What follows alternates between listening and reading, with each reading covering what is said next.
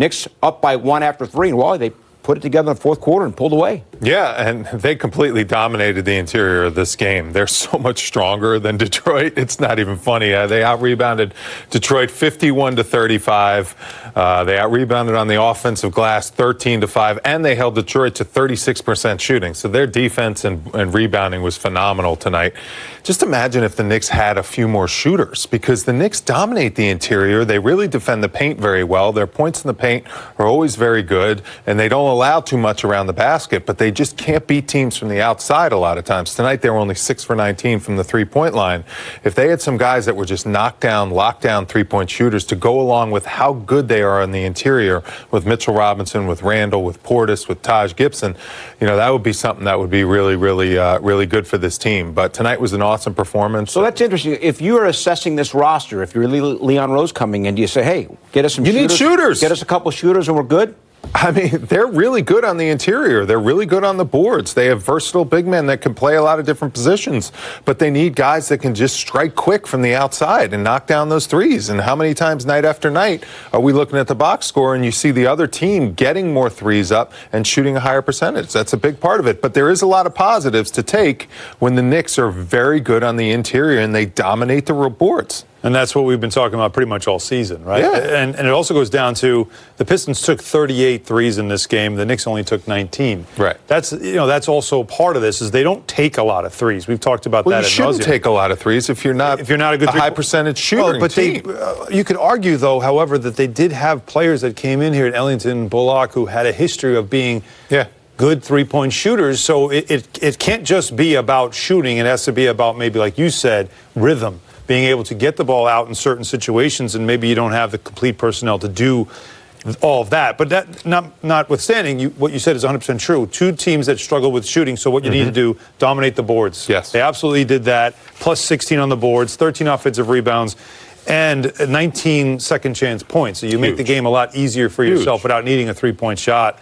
And you mentioned the points in the paint. It's 54-32 points in the paint. So this was a big boy game. And it wasn't just the veteran older players who played big boy. I thought what was the most fun about this night was seeing Mitchell Robinson continue to be in beast mode. And I thought he turned the game early on in this game because the Knicks were down 20-12. The building was kind of quiet. It really didn't have a lot of jam.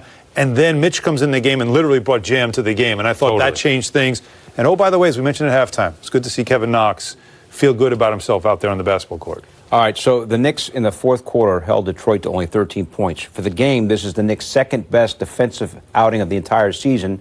Their season low for a game is giving up 82 points. Remember to the Nets earlier in the season. Yep. Tonight only gave up 84, and the defense in the fourth quarter, they outscored the Pistons in the fourth quarter, Wally, 24-13. Yeah, and you could just tell the Pistons couldn't get any good looks at the basket. They didn't have a guy that could create shots, and the Knicks overall were really solid on the defensive end of the floor. And when you don't have a dominant offensive player, that's what you got to do. You got to make sure you do a good job at defending and making it tough.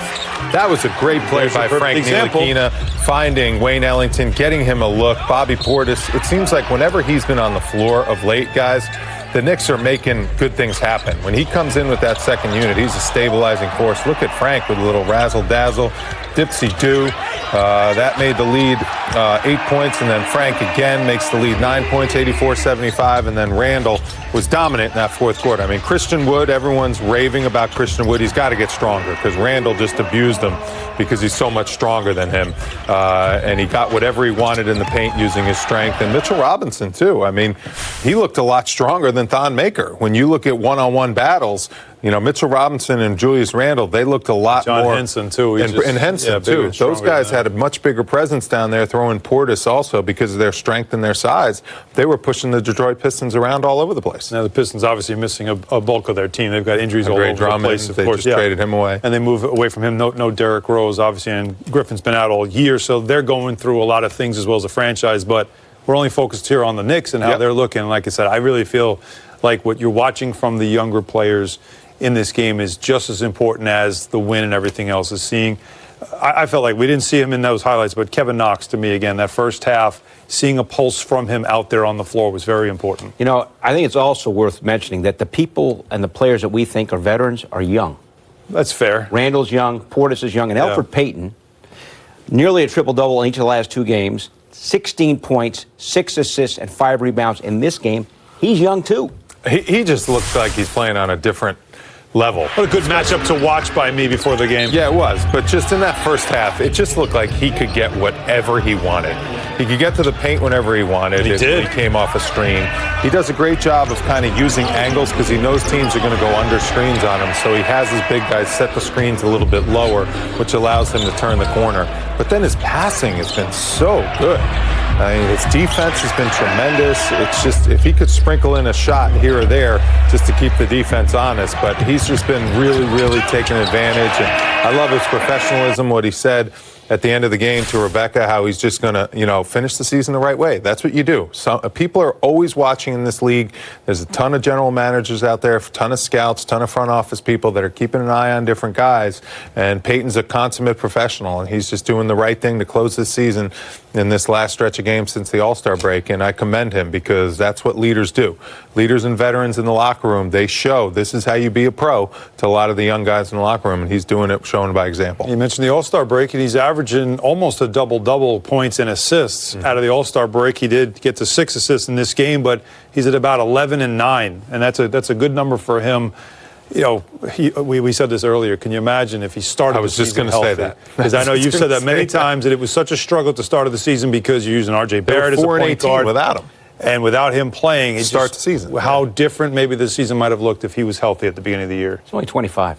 Yeah, that's crazy. Yeah, I know. Only 25, and you say you think of like he's this cagey seasoned veteran. But while he's right, he's played a lot. He's played a lot of years, but he's a young player. This is the guy that if it's me, if he's my client or if he's my player, I get him with a shot doctor in the offseason and just get him to where he can have a consistent because he was good stroke. At the beginning of the year. Remember, well, he hot and cold. He'll go through stretches where he's on. Yeah. But you see, he's not really a threat, and he knows it. And there's some teams that also can just put the wall up and not let him in the paint. And he gets frustrated. But against some teams like this, where he knows he can get into the paint in his one-on-one matchup, he can dominate a game, and he's been able to do that lately. All right, just getting started here on the Knicks Post Game show. Here's a preview of what's ahead with Rebecca Harlow, who will be in the locker room.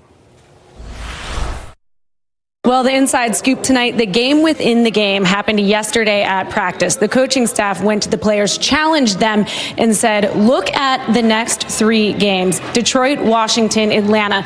None of those teams playoff teams. How are you going to respond? Are you going to win those games and play the right way? The team took that to heart yesterday. The practice was incredibly physical, very competitive. Great to hear Alfred Payton tell me that it carried over to tonight on the floor. So I'm outside of the locker room heading in to get reaction on the game tonight and the road trip ahead.